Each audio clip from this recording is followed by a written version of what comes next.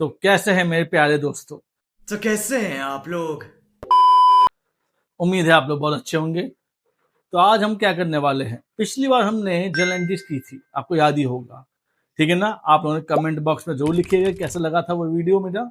आज हम करने वाले उसी का एक्सटेंशन जिसे हम बैंकिंग ट्रांजैक्शन के रूप में ले रहे हैं। हालांकि ये भी जर्नल एंट्रीज ही है, लेकिन हमने उस समय उसके साथ नहीं करवाया ताकि बहुत ज्यादा कंफ्यूजन पैदा ना हो जाए। तो बैंकिंग ट्रांजैक्शन है तो ऑब्वियसली बैंक का नाम तो आता ही रहेगा। तो आज हम कुछ बैंकिंग से रिलेटेड ट्रांजैक्शन सीख रहे हैं।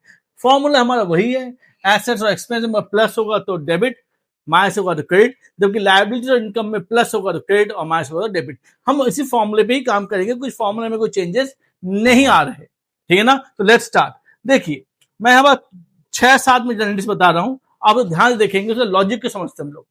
पहला, मान लेते हमने लिखा है कैश डिपॉजिटेड। कैश डिपॉजिट कहां पे? बैंक में हमने बैंक में हमने पैसा जमा कर दिया। तो क्या होगा, दो चीजें हुई है, एक हमारे पास कैश है और एक बैंक, ठीक है ना। तो डिपॉजिट किया तो डिपॉजिट करने क्या होगा, बैंक हमारा बढ़ जाएगा और कैश हमारा घट जाएगा। कैश और बैंक किस में आते हैं? दोनों ही हमारे एसेट्स में आते हैं। तो एसेट्स में माइनस क्या होता है? माइनस हुआ क्रेडिट, और प्लस क्या होता है? प्लस हुआ डेबिट। यानी कि इसकी एंट्री क्या हुई? एंट्री होगी bank account debit to cash account. क्या ये बात समझ में आ गई? ठीक है ना। अब तो आप लोगों का हाथ अब तक साफ हो चुका होगा, साफ मतलब साबुन से साफ नहीं, अब तक तो आपने प्रैक्टिस करके कर लिया होगा कि अब हम एक लाइन में हम कैसे कर सकते हैं। क्लियर? इसलिए मैं इसको बहुत ज्यादा एक्सटेंड नहीं कर रहा हूं, क्योंकि मुझे उम्मीद है आपने अच्छी खासी प्रैक्टिस की होगी। चलिए एक और एंट्री करते हैं, ठीक है। देखते हैं, payment by cheque to a creditor. Payment by cheque to a creditor, ध्यान देखिए, पेमेंट बाय चेक यानी कि पेमेंट किया हमने, payment by cheque to creditor. Creditor का नाम राकेश मान लेते हैं, ठीक है ना। पेमेंट बाय चेक, हमने पेमेंट किया है तो दो चीजें हुई, एक तो बैंक होगी क्योंकि यहां चेक वर्ड है, चेक, एक तो बैंक हो गया, दूसरा कौन हो गया? राकेश। क्या ये बात समझ में आ गई? अब आपको दिमाग क्या लगाना है? दिमाग ये लगाना कि राकेश कौन है। राकेश वो है जिनसे कि हमने उधार लिया था। अगर हम राकेश को पे करेंगे, ये हमारी उधार, ये हमारी लायबिलिटीज थी। बैंक हमारा एसेट्स होता है। अगर हम राकेश को पे करेंगे तो क्या होगा? हमारी उधारी बढ़ेगी घटेगी? हमारी उधारी घटेगी, ये घट गया माइनस। और बैंक क्या होगा? बैंक भी हमारा घटेगा क्योंकि हमने चेक ही दिया है, तो ये भी माइनस हो गया। तो अगर एसेट्स में माइनस क्या होता है, देखते हैं एसेट्स में माइनस क्या होता है? क्रेडिट। तो ये हमारा क्रेडिट हो गया। लायबिलिटी माइनस हो जाए तो क्या होगा? लायबिलिटी माइनस हो जाए तो क्या होगा? डेबिट। तो एंट्री क्या होगी? राकेश डेबिट में आया तो राकेश डेबिट टू बैंक। क्या ये बात समझ में आ गई? क्या लॉजिक समझ में आ रहा है? Is logic clear? ठीक है ना। चलिए एक और करते हैं, चार्जेस पेड बाय बैंक।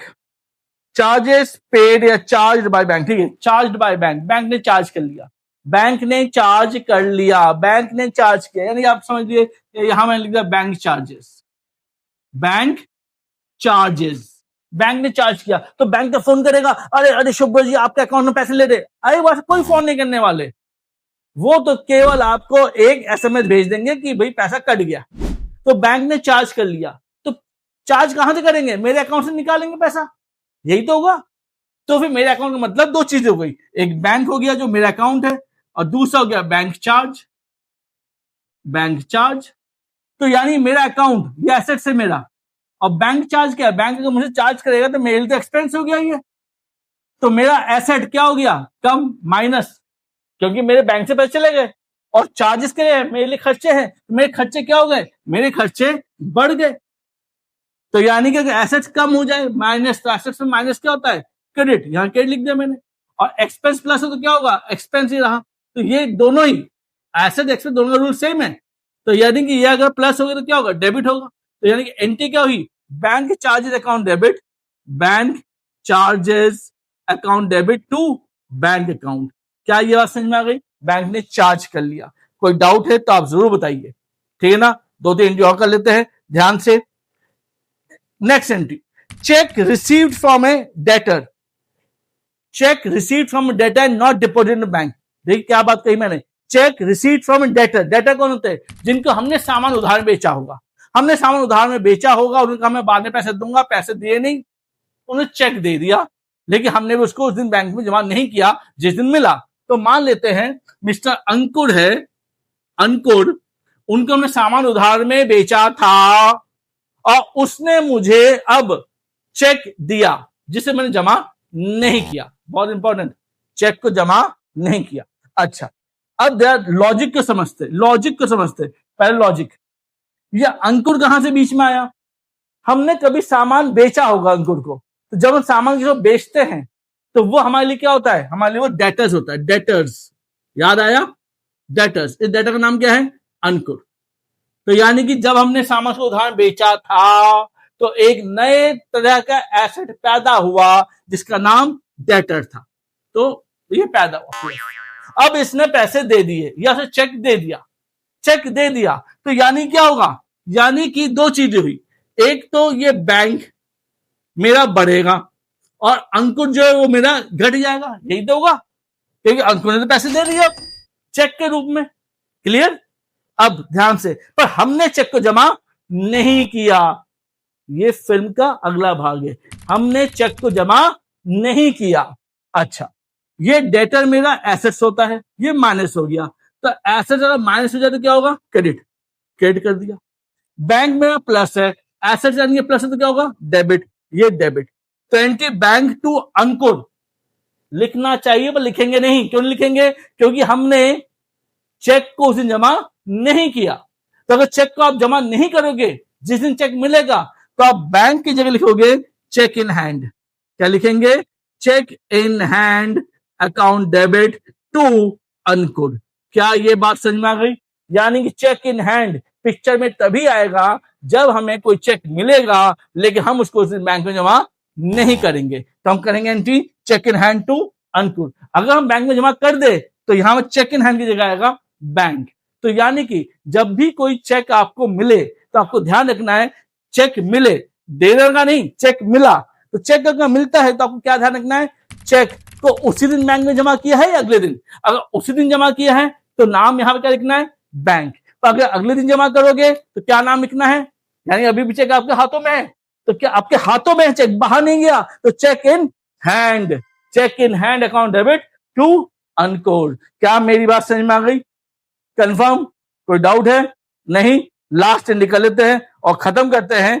हमने एक बैंक ड्राफ्ट बनाया, ध्यान देखिए, payment by draft to a creditor. ओहो, पेमेंट बाय ड्राफ्ट, हमने पेमेंट किया किसी को, किसको? जिससे हमने उधार लिया था। हमने इसे उधार लिया, उससे हमने पेमेंट किया, किससे? ड्राफ्ट के थ्रू। जब आप बैंक ड्राफ्ट बनाते हैं तो बैंक कुछ चार्जेस लेगा, ठीक है ना? तो यानी कि 10,000 रुपए देने हैं तो 10,000 तो हम देंगे, लेकिन 50 रुपए मान लो हम बैंक चार्जेस भी हम पे कर देंगे। क्लियर? तो यानी कि 10,000 50 रुपए आप दोगे। तो यानी कि अब आप क्या कर रहे हो? आप एक बैंक चार्ज दे रहे हो। क्यों दे रहे हो? क्योंकि आप पेमेंट किससे कर रहे हो? ड्राफ्ट से कर रहे हो। क्लियर? तो ध्यान देखिए, तो पेमेंट हम ड्राफ्ट से कर रहे हैं। किसको कर रहे हैं? हम पेमेंट ड्राफ्ट से कर रहे हैं। किससे? जिसको हमने उधार में हम सामान लिया था, हमने सामान लिया था, तो हमारी उधारी उस समय बढ़ी हुई थी, हमारी उधारी बढ़ी हुई थी। अब हम पे कर रहे हैं। जब हम पे करेंगे, देख लेते हैं यहां पर, मैं रेड पेन ले लेता हूं तो ये लास्ट एंट्री है।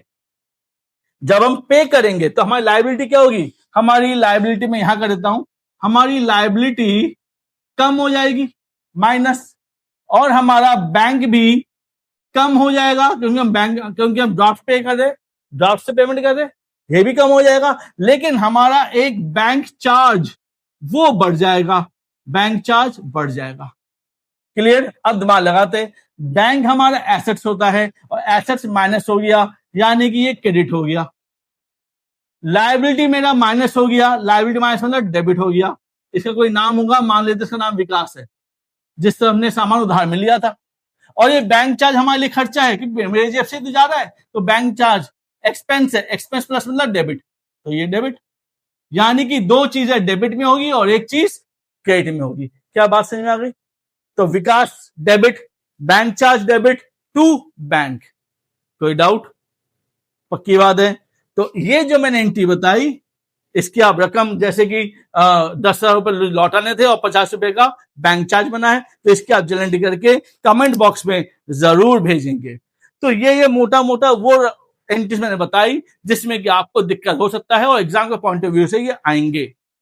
क्लियर? इसके अलावा आपको जो जनरल में दिक्कत होगी वो आप कमेंट बॉक्स में जरूर शेयर करेंगे, मैं उसका जवाब बिल्कुल दूंगा।